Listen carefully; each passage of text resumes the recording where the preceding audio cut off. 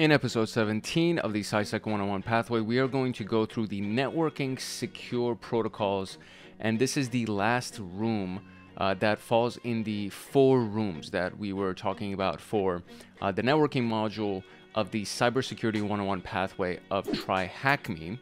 And after this video is over, we're going to actually start using some of the tools that have been outlined for us to use as far as networking is concerned, and of course how networking connects to cybersecurity. So that is the goal for today's video and for today's room. This video has been sponsored by the Hackaholics Anonymous membership community, the premier membership community for security professionals and hackers. And you get 4 tiers of benefits. It starts with the cyber supporter that gets access to their own Discord server, early access to content, and of course, they get access to me and our advanced members. And then we go into the advanced memberships like the Cyber Agent, Cyber Guardian, and the Cyber Master. And for each one of those membership tiers, there is a variety of different Python automations that are released every single month. There's exclusive content, exclusive downloads, like all of the practice questions and practice examinations and the notes for the upcoming Security Plus certification, as well as the live streams that happen every single month. And of course, they get their own Discord servers as well, and a variety of other benefits. So to join Hackaholics Anonymous, you can click the link in the description below. You can go to our homepage and click the join button, or you can simply go to youtube.com/@HankHacksHackers/join, and you'll be able to join Hackaholics Anonymous. Now, without further ado, let us jump into the introduction of the Networking Secure Protocols room. In the last room, we talked about the networking core protocols, and we learned about the protocols that are used to browse the web and access email, and a couple of other protocols as well. And they're really good, but they're not protecting the confidentiality, integrity, or authenticity of the data that's being transferred. And this is very, very important because after all, we're literally talking about cybersecurity on this channel, and everything that TryHackMe does has to do with cybersecurity and pen testing and hacking and so on and so forth. So security is basically the common thread, the through line that has to do with every single thing that we talk about. So obviously, if we're going to talk about networking, the most important thing is security, which is why we're talking about secure protocols. So when we say that confidentiality is not protected, it means that someone watching the packets can read the password or credit card information when sent over HTTP instead of HTTPS. They can access your private documents that are sent via your email. And if you don't protect the integrity of the data, it means that an adversary can change the contents of the transferred data, meaning if you authorize the payment of £100, they can easily change it to another value like 100,000. And then authenticity means ensuring that we are talking with the correct server, not a fake one. So there's so many different versions of the transactions or the communication of a person or a client and a server being intercepted and modified. So when the integrity of something is modified, that means that essentially what can happen is that, you know, not only can I change it to 800 pounds or 100,000 pounds, whatever, I can also change the account that it's going to. And instead of going to the right account, it's going to go to my account, right? So there are so many things. There are so many things that can happen, which is why security is such a big deal, because people don't get robbed at gunpoint. I mean, they probably still do, but they don't really get robbed at gunpoint anymore. What's happening is that they're getting robbed online. And this is just, it's kind of scary and it's terrifying, but it is the current state of the world. So it's very important for consumers in general, as well as security professionals like you or me. And, you know, I don't know if you're watching this for a job or if you're watching this just to get better at security, but whatever the reason is, this is just a common conversation these days. And you just got to get good at networking security, regular information security, so on and so forth. So the transport layer security, which is TLS, is added to existing protocols to protect communication confidentiality, integrity, and authenticity. Consequently, HTTP, POP3, SMTP, and IMAP become HTTPS, POP3S, SMTPS, and IMAP-S, where the S stands for secure. We will examine these protocols and the benefits that we reaped from TLS. So It's deemed insecure to remotely access a system using Telnet. So Secure Shell was created to provide a secure way for you to access remote systems. For example, SSH is an extensible protocol that offers added security features for other protocols. For example, SCP, which is for secure copying, meaning transferring files back and forth using the Secure Shell protocol. So for this particular room, it would be very beneficial for you if you actually go through the networking concepts and networking essentials video, and of course going through the networking core protocols video as well, just so you have a good, well-rounded foundation before we actually jump into everything that we're doing here. Now, you can actually watch this video and then go back to the other ones, and then everything else in this video will make even more sense for you. So it's totally up to you what you want to do, but by the time that this video actually comes out, all of the other videos are going to be available. So essentially, core protocols will be episode 16, this will be episode 15, and this will be episode 14 of the CySec 101 playlist. So feel free to watch it in whatever order you want to watch it. What we're going to learn today is the SSL, Secure Socket Layer, as well as TLS. Then we're going to learn how to secure existing plain text protocols, which is the ones that we just talked about.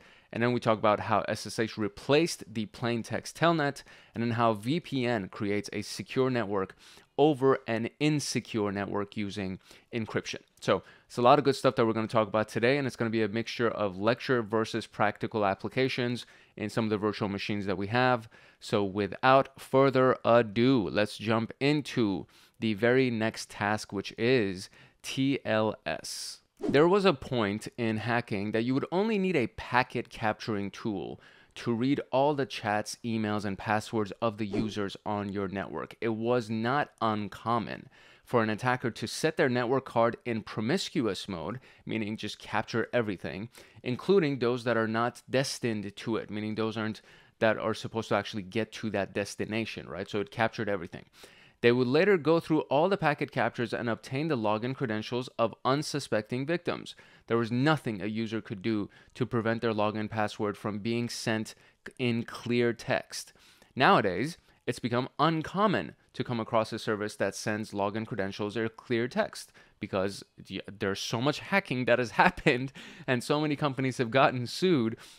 Down and out, it's become commonplace for most of the, if not everything, most of the transactions, if not all of the transactions, and all of the communications that happen online to actually be encrypted. And this is a very important thing to understand. So as a reference, every time I say transaction, I mean you interacting with a server online. It doesn't necessarily mean that you exchanged payment with something. A transaction could simply be you entered your username and password into a web form and then you were able to log in. That is a transaction online. That's how I refer to it. It could also be considered a communication, a connection, so on and so forth. So in the early 1990s, Netscape Communication recognized the need for secure communication on the World Wide Web. They eventually developed SSL, which is the Secure Sockets Layer, and released SSL 2.0 in 1995 as the first public version of SSL. In 1999, the Internet Engineering Task Force developed the TLS, Transport Layer Security.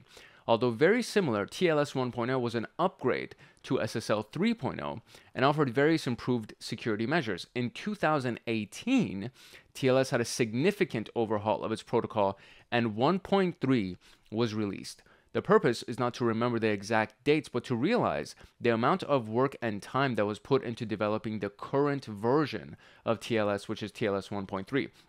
Over more than 2 decades, there have been many things to learn from and improve with every version that has been released. Like SSL, its predecessor, TLS is a cryptographic protocol operating at the OSI model's transport layer, which is why I said watch the other videos first, because the OSI model's transport layer is something that you should already be familiar with. It allows secure communication between a client and a server over an insecure network. By secure, we refer to the confidentiality and integrity.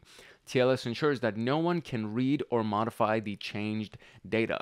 So take a minute to think about what it would be like to do online shopping, online banking, or even online messaging and email without being able to guarantee the confidentiality and integrity of the network packets.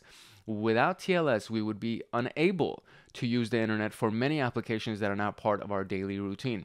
And this was one of the big things that in the early days of the internet, people were very, very hesitant to buy things from online stores.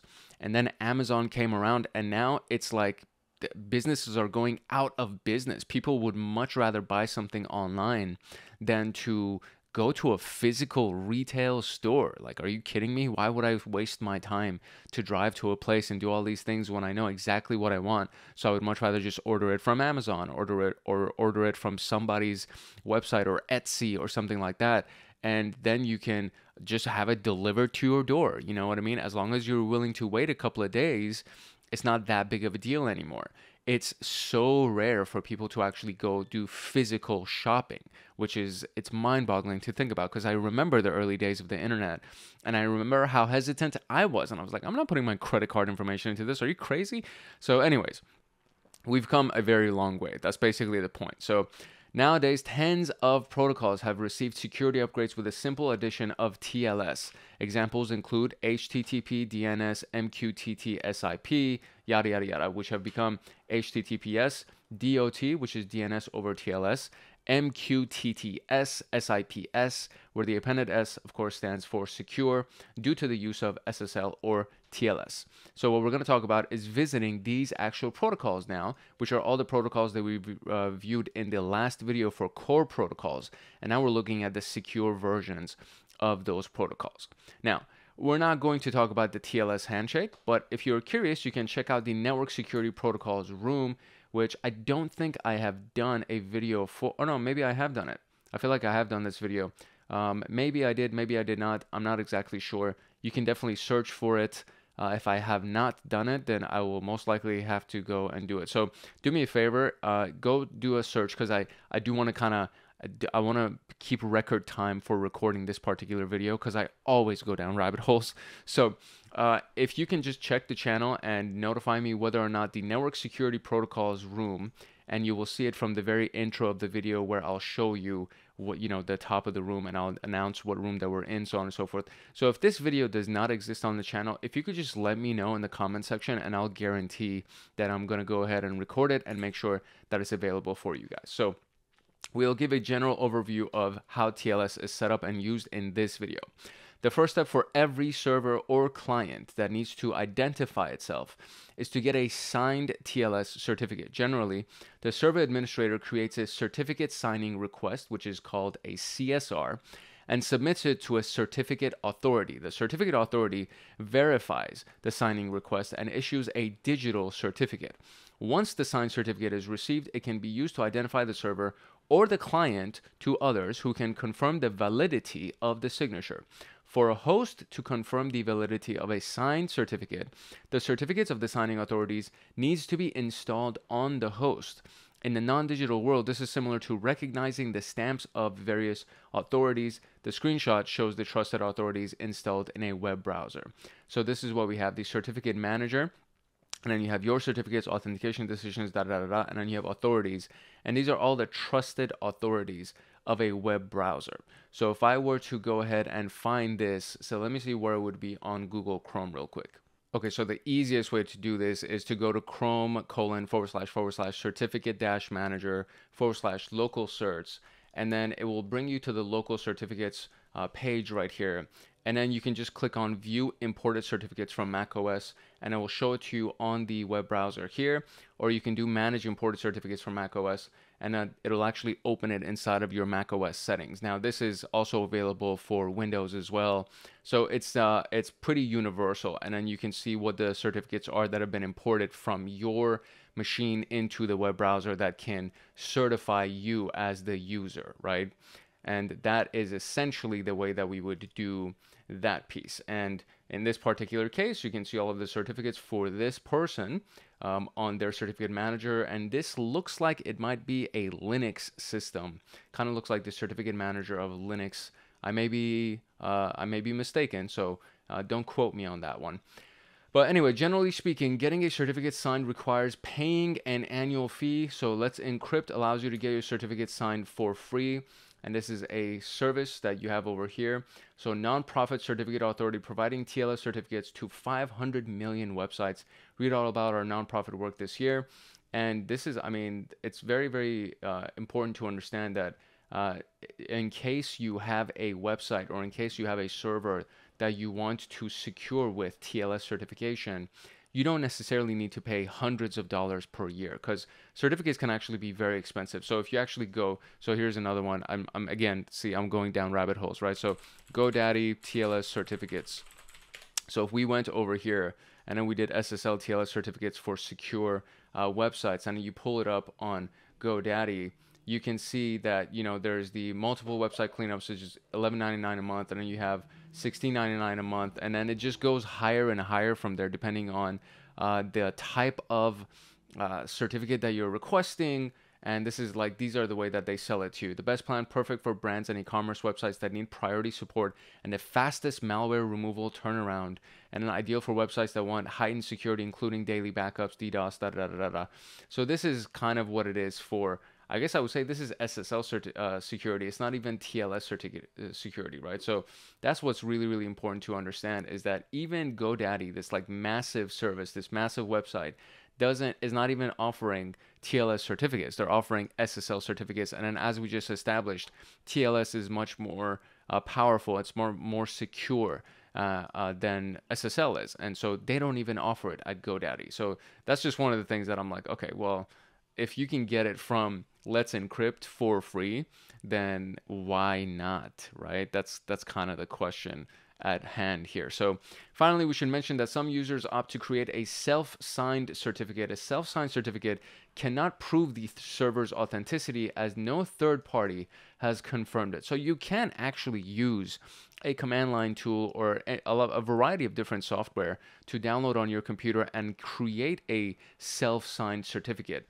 But because of the fact that no third party has confirmed it, when you try to access the server on a browser, if I try to access your server on my browser, even though you've created a self-signed certificate, it does not necessarily mean that I'm going to get that one. There's like, I don't know if you've ever tried it, but when you try to access a website that doesn't have a verified certificate, there's this warning message that comes from the web browser that says, warning, this is not, you know, this may be a malicious website, or this is not a verified website, you know, proceed at your own risk, or it doesn't even offer you the option to proceed because that website has been listed inside of a variety of malicious databases, so on and so forth. So it's just a very, it's a glitchy, it's one of those messages that does not inspire confidence. So if somebody's trying to access your server and they get that message, you may be completely valid, right? But if they get that message, they're immediately going to be like, nope, I'm never trusting this name. And that's it. You've lost all of your credibility. So it's worth it to go through a third-party service, because we just found out that there's a free one called Let's Encrypt, and you can do it for free. So what is a protocol named that TLS upgraded and built upon? That would be SSL. And which type of certificate should not be used to confirm the authenticity of a server? So which certificate should not be used to confirm the authenticity? I want to say it's self-signed probably, right? Self-signed certificates. Maybe that's the answer. The kits like that. Let us move on to the next one, which is HTTPS. We covered this in the networking protocols or core protocols, which is HTTP, the Hypertext Transfer Protocol, which relying on TCP and uses port 80 by default. We also said that we also saw how all HTTP traffic was sent in a clear text for anyone to intercept and monitor. So for example, this is the screenshot from Wireshark, which is a standard open source packet sniffing tool, a network sniffing tool. So if we zoom in on this a little bit, you can see that this is the request that the person sent from their web browser. And then the response from the web browser was all in clear text. So you can see, you know, this is the title, The Art of Espresso, which is the website that we tried to access, and everything was returned back in clear text. There's zero encryption on this traffic sniff. And that's very, very important to understand, because if we sent a username and password into this website, then it's going to, again, clear text, you could see it.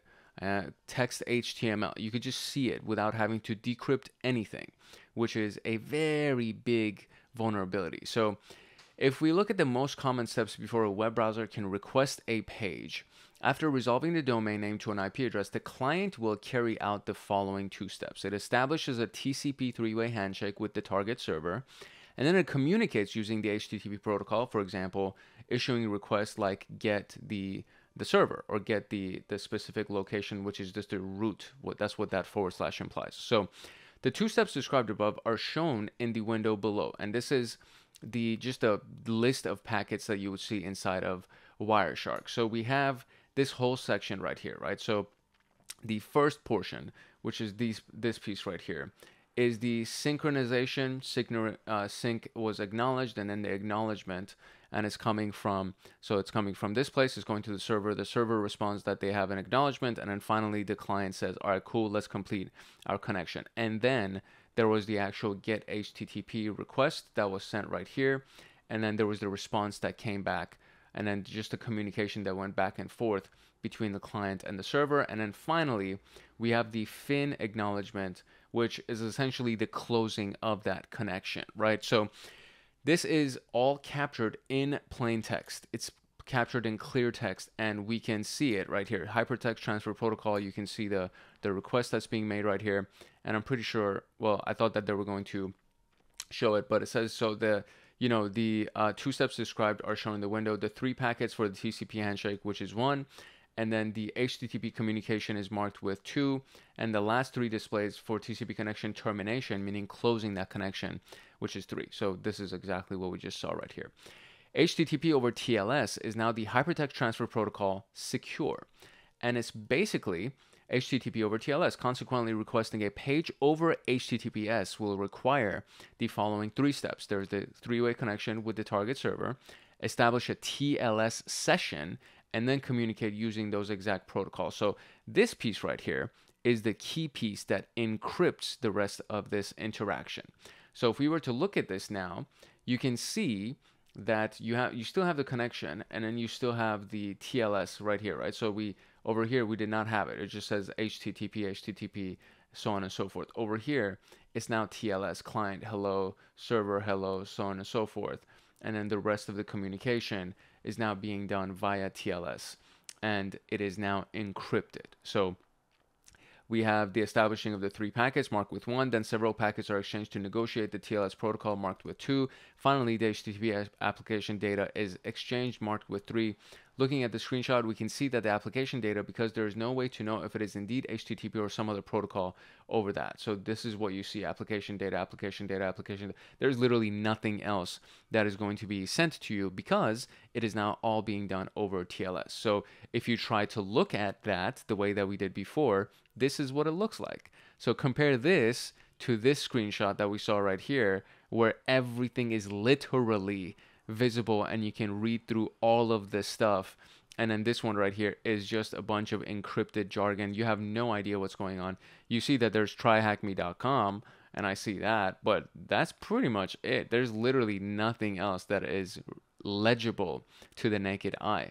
And you would have to go through a large series of processes to try to decrypt this, which, unless you're very, very good at decryption, you're probably not going to pull off. So getting the encryption key, adding TLS to HTTP, leads to all the packets being encrypted. We can no longer see the contents of the exchange packets unless we get access to the private key. So you cannot decrypt it unless you have that private key. Although it is improbable that we will have access to the keys for encryption in TLS, we repeated the above screenshots after providing the decryption key to Wireshark. The TCP and TLS handshakes don't change. The main difference starts with the HTTP protocol marked 3. For instance, we can see when the client issues a GET request. So these portions don't actually change. It's just this piece right here that starts to change. And instead of seeing application data, you can now actually see certain data from the actual requests that are being made. So if you want to see the data exchange, now is your chance. It is still regular HTTP traffic hidden from prying eyes. So this is what it looks like right here. except now it's been decrypted and it's not a bunch of jargon, hexadecimal or binary or ASCII type of coding, right? The key takeaway is that the TLS offered security for HTTP without requiring any changes to the lower or higher protocols. In other words, TCP and IP were not modified while HTTP was sent over TLS the way it would be sent over TCP. So TLS offered security without requiring any changes in the lower or higher layer protocols. Basically, they were not modified. While HTTP was sent over the TLS, it would be sent over TCP normally. It's just now it's been encrypted. That's basically all it's doing for you. So how many packets did the TLS negotiation and establishment take in the Wireshark HTTPS screenshot above? So we have this right here. So we have 1, 2, 3, 4, and 5 packets. So that is the answer right there. And then what is the, what? An establishment connection and establishment take. So what does the hint say here? It says you need to count the packets to establish TCP and the packets to negotiate the TLS. Oh, I see. So it's 5 plus 3 because the original are 3. So that would be 8. So 8, not 83. Okay, 8. There we go. 8 is the answer. What is the number of packets that contain the get login when accessing the website over HTTPS? So get login, the number of packets. So this is not the one. This is the one right here where we're trying to get login over HTTPS.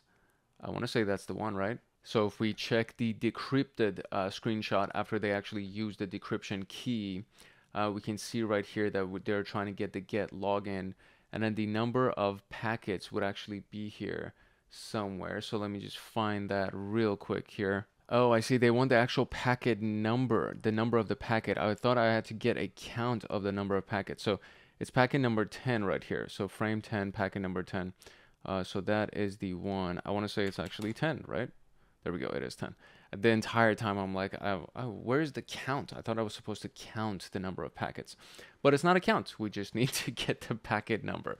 Okay, great. So let us move on to SMTPS, POP3, and IMAPS, which is all around sending email. So changing these protocols, so SMTP, POP3, and IMAP, is no different than adding TLS to HTTP. And then what happens is that every single one just ends up getting the S appended at the end of it. So SMTPS, POP3S, IMAPS.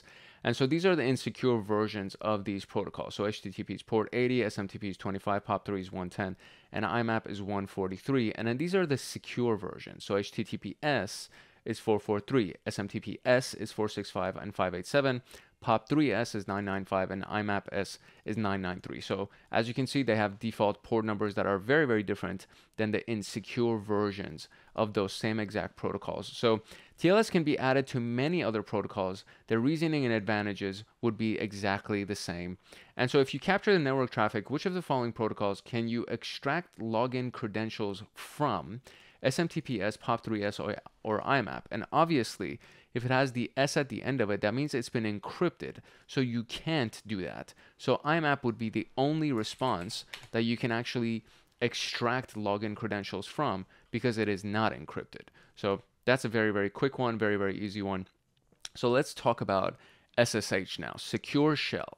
We have used the Telnet protocol in Networking Concepts room or the Networking Concepts video, so you can go find that. I think it's not the last episode, but the episode before this one. So I think episode 15, I believe, or not even episode 15. I think it is episode, yeah, or episode 14. It's basically the very first one that has to do with networking. Although it is very convenient to log in and administer a remote system, it's very risky when all the traffic is sent in clear text. It's easy for anyone monitoring the network to get a hold of your login credentials and then just use them when you use Telnet. So this problem necessitated, that's a good word. This problem necessitated a solution. Tatu Yolen, I hope I pronounced that right. I feel like I killed that last name. But Tatu developed this secure shell protocol and released SSH-1 in 1995 as freeware. Thank God for Tatu. Interestingly, it was the same year that Netscape Communications released the SSL 2.0 protocol. A more secure version, SSH-2, was defined in 96, 1999. OpenBSD developers released OpenSSH, an open source implementation of SSH. Nowadays, when you use an SSH client, it is most likely based on the OpenSSH libraries and secure code. It offers several benefits, and these are just a few of them. So there's secure authentication. So besides password-based authentication, it supports public key and two-factor authentication. OpenSSH provides end-to-end encryption, protecting against eavesdropping. It notifies you of new server keys to protect against man-in-the-middle attacks. Integrity, in addition to protecting the confidentiality of the exchange data, cryptography also protects the integrity of the traffic. SSH can create a secure tunnel to route other protocols through. This setup leads to a VPN-like connection.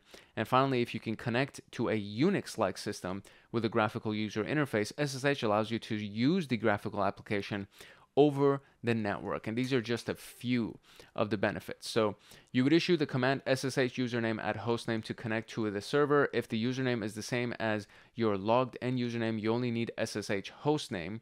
Then you will be asked for a password. However, if public key authentication is used, you'll be logged in immediately. This requires that the key is actually inside of your configuration file that stores all of your keys. So this is not something that can just be done willy-nilly. You actually have to set up the key authentication and the configurations, and then you'll be able to just log in immediately. The screenshot below shows an example of running Wireshark on a remote Kali Linux system. The argument -X is used or is required to support running graphical interfaces. For example, SSH and then -X to connect to a graphical interface. And so we can see this over here in the background right here. You see that the SSH request -X is to connect to a graphical interface, and then they're actually connected, and now they can run their IPAS, so on and so forth. So all of these things are actually available, but then you can run Wireshark immediately, and it just opens up Wireshark in the graphical user interface inside of your window. So even though you are technically connected via the SSH inside of a command line terminal, you are now inside of that system, the Kali system. And if you just run Wireshark at the bottom right here, it just opens up Wireshark in the graphical interface. So it's very, very useful if the system, the remote system that you're connecting to, actually supports graphical user interfaces.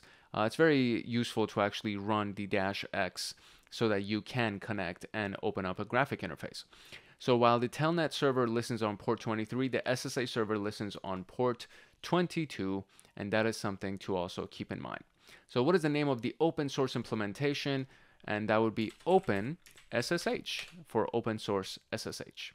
And now we can actually run our very first exercise for SFTP for the Secure File Transfer Protocol, and FTPS, which is File Transfer Protocol Secure, basically the same thing. SFTP stands for the SSH File Transfer Protocol and allows secure file transfer. It is part of the SSH protocol suite and shares the same port number, which is port 22.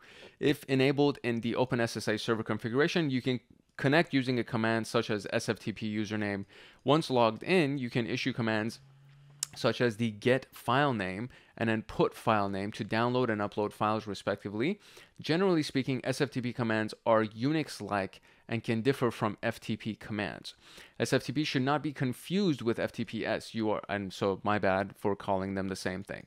You are right to think that FTPS stands for File Transfer Protocol Secure. How is FTPS secured? You are correct to estimate that it is secured using TLS, just like HTTPS. While FTP uses port 21, FTPS uses port 990. It requires a certificate setup, and it can be tricky to allow over strict firewalls as it uses separate connections for control and data transfer. Setting up an SFTP server is as easy as enabling an option within the OpenSSH server like HTTPS, SMTPS, POP3S, yada, yada, yada.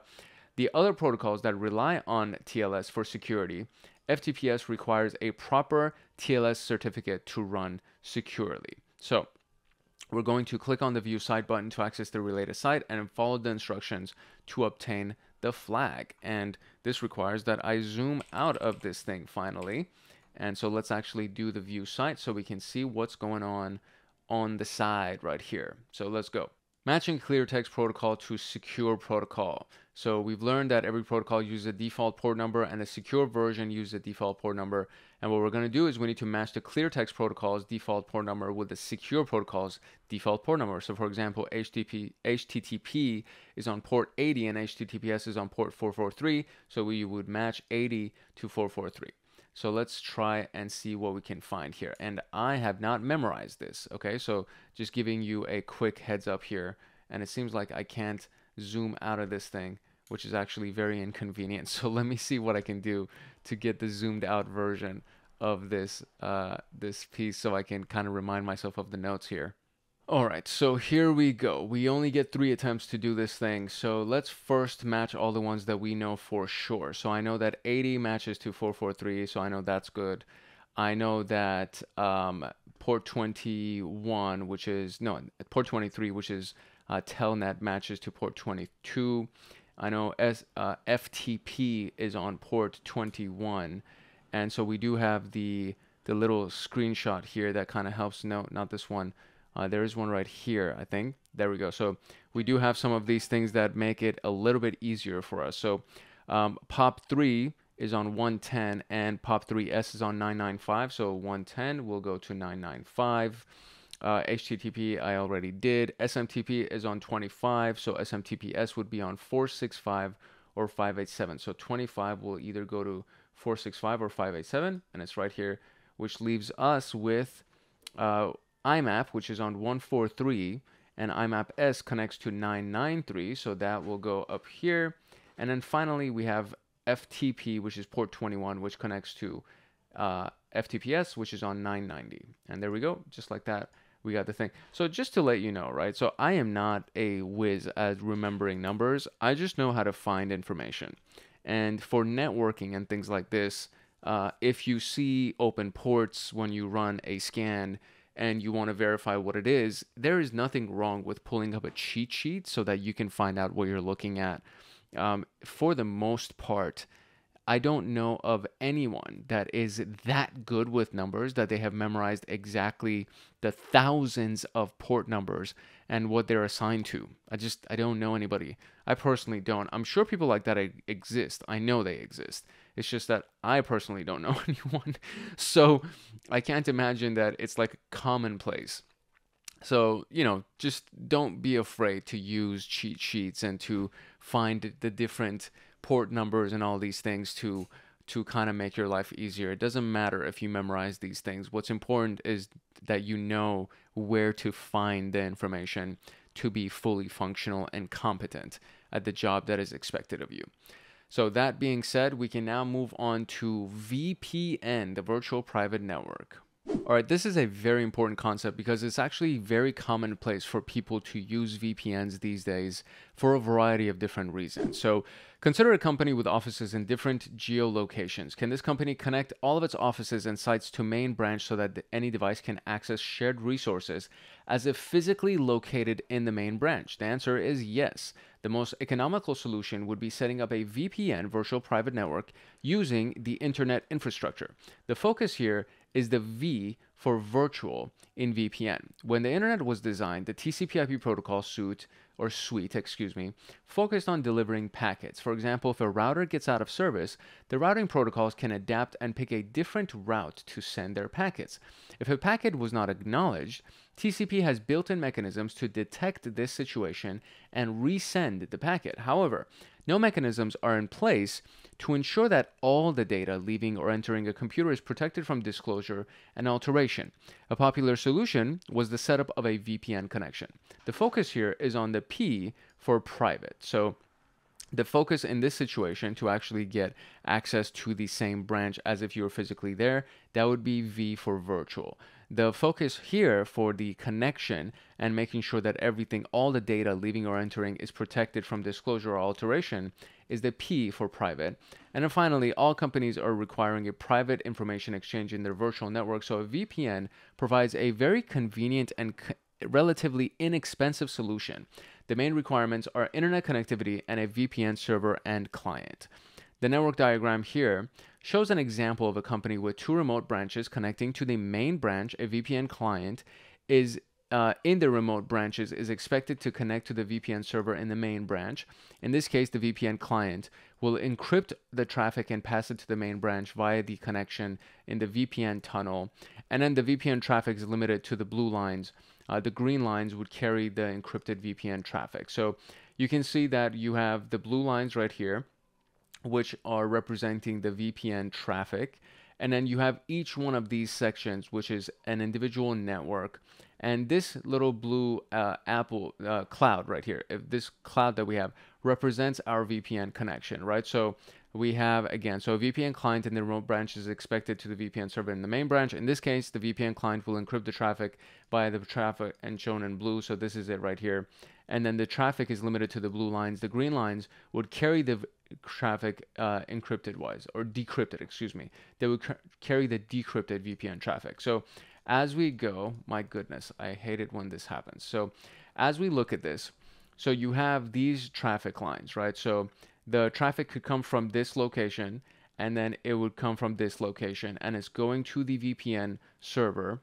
And then from here, it's being sent to the router for this location, and the router sends it to the main VPN server or the main branch, and then it goes through the firewall. On all of these green lines that we see here is the decrypted version of these blue lines, these traffic requests that are happening. So OpenVPN is one of the most common and one of the most popular VPN services, and even TryHackMe uses OpenVPN for you to be able to connect your own computer to the TryHackMe servers and then get access to the virtual machines and run all of the exercises. So in the program below, in the diagram below, we see two remote users using VPN clients to connect to the VPN server in the main branch. In this case, the VPN client connects a single device. So, and this is what we see right here. In this case above right here, we see that the networks are connecting to the main branch. In this particular case, you just see that a single user is connecting through the VPN server for the main branch. So this is their router. This gray circle that we see here is the router of this person. So they're going from their laptop, they're getting their Wi-Fi through the router, they're sending their request through their router, the router sends the request to the VPN service, and the VPN service encrypts that data, and then it sends it to this. And technically, all of this is actually encrypted because it's going through the VPN service. So the VPN service is the middleman. It's the middle ground that makes sure that everything is encrypted, including the requests that are being made, and then when they finally get access to the main branch. So once the tunnel is established, all the internet traffic will usually be routed over the VPN connection via the VPN tunnel. Consequently, when we try to access an internet service or application, they will not see our public IP address, but the VPN server's IP address.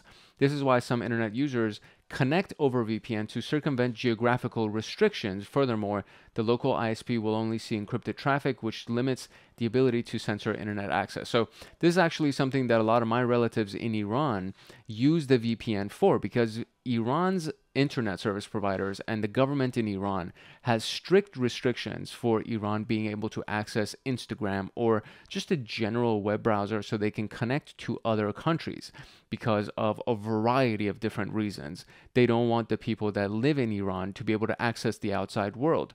So in order for that to take place, my relatives get a VPN service. The VPN service gives them an external IP address. So it's not the IP address that's being used inside of Iran. It's not an Iran IP address. It is the IP address that is outside of Iran. And then from there, now they're able to access Instagram, for example, and they can send me messages, so on and so forth. So this is actually very, very important. And there are services like Netflix that have certain content that is only available to certain locations for a variety of similar reasons. And for that purpose, you would need to connect to a VPN service that accesses Netflix from a country that has permission to access that data, to access that content, those movies and shows. And then now they can actually watch those movies and shows, even though they're physically inside of a restricted area, and then they're using VPNs to access data from outside of the country. Which makes me wonder why these countries even do this, because it's so commonplace nowadays to actually use a VPN server. So if a user connects to a VPN server in Japan, they will appear to the servers they access as if they are actually in Japan. These servers will customize their experience accordingly, such as redirecting them to the Japanese version of the service. The screenshot shows the Google search page for connecting via Japan. And you can see everything's been translated to Japanese, right? So instead of seeing, I mean, Gmail is still technically in English, Google is still in English, but everything else is the Japanese lettering and the Japanese alphabet. So it's the connection that we have here, sudo OpenVPN, and connecting to whatever the location is via the Japanese OpenVPN. And again, OpenVPN is one of the most common VPN services because it's free and it still allows you to do a lot of the things that you would be able to do through a free VPN or a paid VPN service. So in many scenarios, one would establish a VPN connection to route all the traffic over the VPN tunnel. Some VPN connections don't do this. The VPN server may be configured to give you access to a private network, but not to route your traffic. Furthermore, some VPN servers leak your actual IP address, although they are expected to route all your traffic over the private network. Depending on why you are using a VPN connection, you might need to run a few more tests like the DNS leak test to verify that you're not being leaked. Finally, some countries consider using VPNs illegal and even punishable, for example, Iran.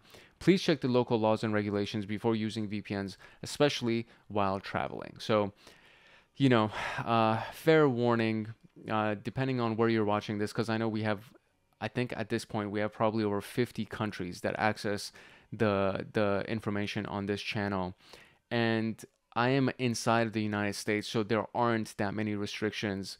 I don't think there are any restrictions that are enforced upon me that are, for example, in Iran or in countries that just have really strict governments. So if you're watching this from a different country that has very, very strict laws, please keep in mind that you need to navigate everything according to the laws of your country, because I really don't want you to get caught and then be imprisoned or punished or fined or whatever. I really don't want that to happen. So please keep this in mind. Regulations and compliance and these types of environments are very, very different in different countries, and the general concepts are the same, but the specific rules as to what you can do with these concepts can change based on the country that you're using. So what would you use to connect the various company sites so that a user at a remote office can do this? And obviously the answer is VPN, because that's all we've been talking about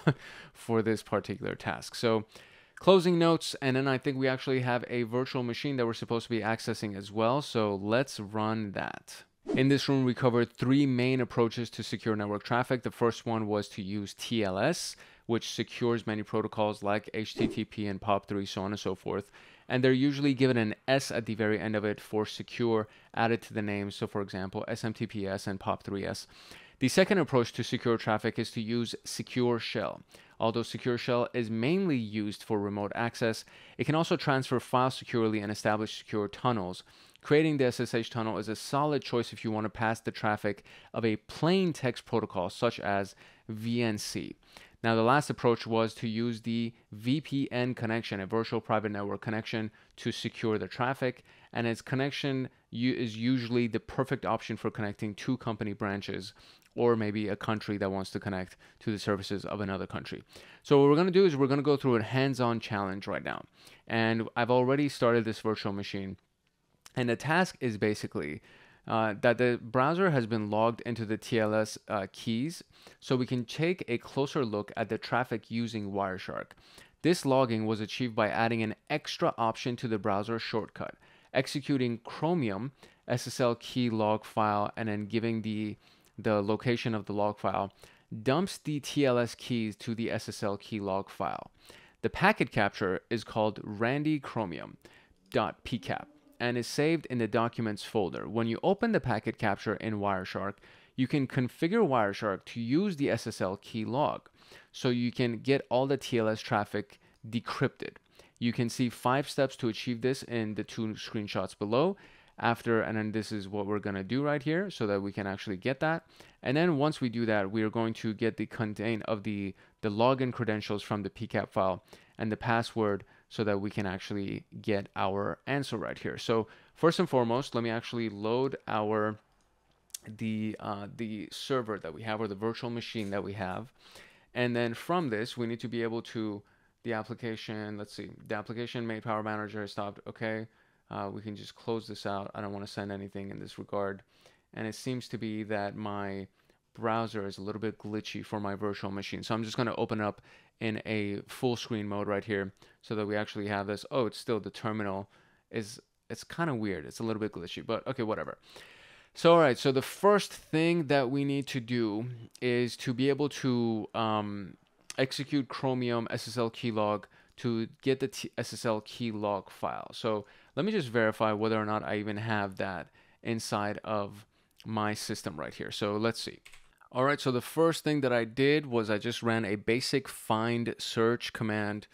And it is find, and the / represents that we want to search this entire machine. So it's just a root and everything inside of the root.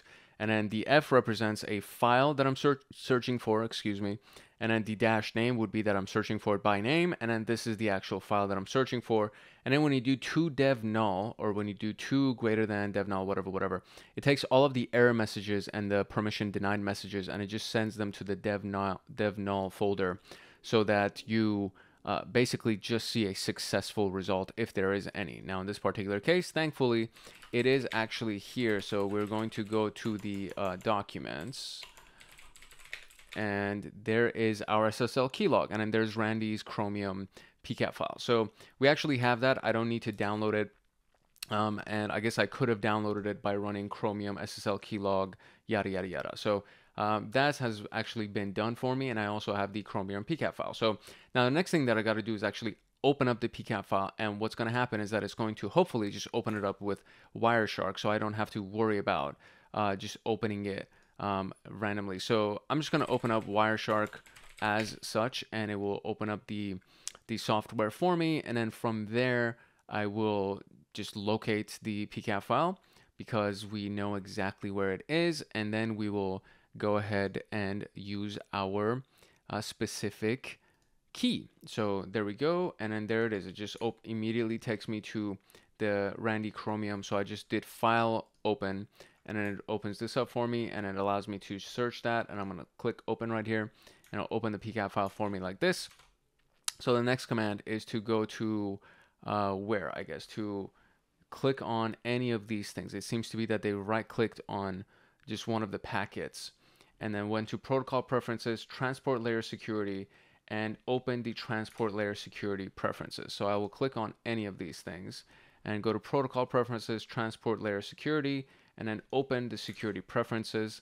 And then over here, we should have, I mean, I don't know if I need to be on packet 366 specifically, but we're going to go to browse and then choose our key, and then click OK. So we're going to do browse, and we're going to choose our keylog, and then we're going to do open, and then click OK. And yeah, everything got decrypted. Okay, so now the question here is, one of the packets contains login credentials. What password did the user submit? So the key here, if you don't know how to use Wireshark, is we can actually search for the contents of all of these files by certain keywords. So all of these packets, we can actually search for them by certain keywords. And one of the easiest ways is to do Control F, and it actually brings up this little pop down here, drop down for you.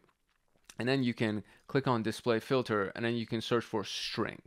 So that's one of the keys that I'm going to do. I'm just going to type in login and then see what shows up for the keyword login. And let's see what we can find here. So it says 365. It's packet 365 seems to have the post login request. So I can now open this packet by just double clicking it. And then now we can just look for the strings, the data that is inside of it, and see what we can find. Okay, so packet number 365 is the packet that actually has the post login request, and then the it's being from the 148 IP address 192.148 ending, and this is the private IP address, and it's trying to access Facebook. And then we have another one that is also trying to access Facebook again. And in this particular case, we can check 366 because that's actually what the hint for this question gave us. And we can now go into the contents of this packet to try to pull some data. And so we have HTML form encoded application URL form encoded. If we do a breakdown here, we can see that there we go. So you have the email field, the password field, login, so on and so forth. And of course, there's the flag that we're looking for, which is inside of the password field. And then let me see if I can copy this value. So let's see what we can do here. And we can copy value, so that should be fine. And let's go here and paste it. And there we go, submit. And that is it. We are officially done with this particular room. So what I'm going to do is I'm going to just kind of give you a quick little rundown of exactly what I did to be able to grab this information. So number one, everything was located inside of the documents folder. And the first thing that I had to do was essentially just open up the PCAP file using Wireshark. And you can either, so let's go here. You can either click this button right here for Wireshark, or you can just go to the command line and type in Wireshark, then press enter, and Wireshark will open up. And then when you do that, you click on File and Open, and it takes you to the browser. And then from here, the File Explorer, you can click the actual PCAP file that you want to open, which is the PCAP file for Randy Chromium. And then once we did that, you can go and right-click any of these things and then go to Protocol Preferences right down here. And then you go to Transport Layer Security and then open the Transport Layer Security Preferences. And then you'll see this window. And from here, it's already going to be on TLS selected on that. So we need the master key log file name portion. You're going to click Browse, and then you're going to click, choose the SSL key log, and then come here and press on to enter or press OK. Once you do that, everything is automatically going to be decrypted, and you get essentially the contents here. Now, the first thing that I did was I just searched for login, and it brought me to packet 365. And I searched through packet 365 and I couldn't find anything. And one of the stuff that the hint gave us right here was that just check for packet 366, which is the very next packet. But if you look at packet 366, there's something over here that is actually very, very useful to us, which is the form URL encoded. So you can actually search for that. So you can search for form, and it will probably bring up a bunch of things that have the word form in it. So if I did that, so form, press enter, and it will bring me packet 24. And then because it has application form URL encoded, that's one of them. And then that may actually have something else in it too. So if we actually open that up and go over form URL encoded, we can see form item key value. These things are empty. So that's definitely not what we're looking for.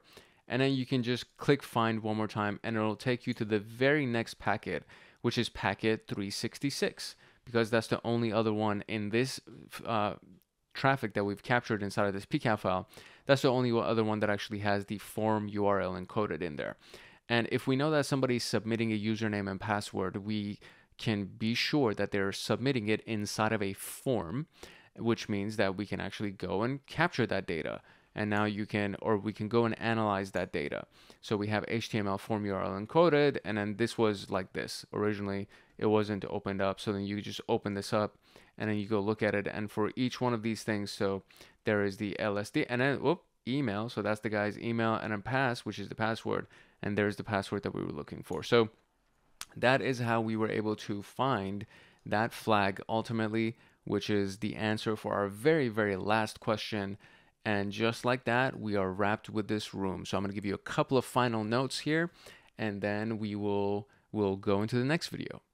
All right, so if you found this video useful, and if you want to get more videos along this CySec 101 pathway, I do encourage you to like, subscribe, and turn on the notification bell so that you get notified the next time that a video comes out. And there's a lot of videos that come out. For example, there's going to be a Security Plus series that's going to come out. But for the most part, as far as TryHackMe is concerned, I'm going to be focusing on wrapping up and finishing up the CySec 101 training series.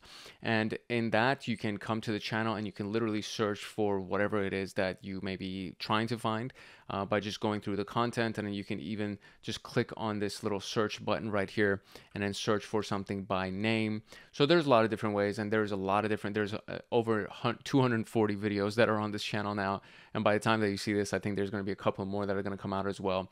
So there's a lot of stuff. So definitely make sure you like, subscribe, turn on the notification bell, and then drop a comment if you have any questions. I am very responsive in the comment section. I check the comment section multiple times a day.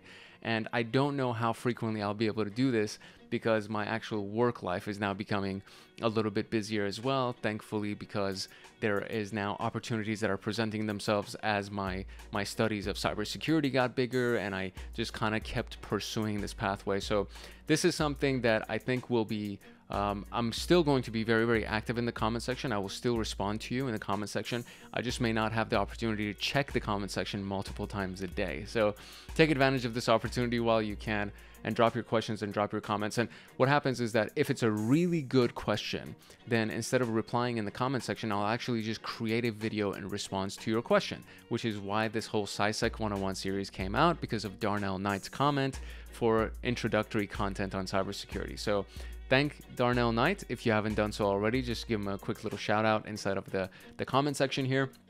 And that's basically it, right? So like, subscribe, turn on notification bell, drop a comment so that you actually get notified the next time that a video comes out, and then you get all your questions answered.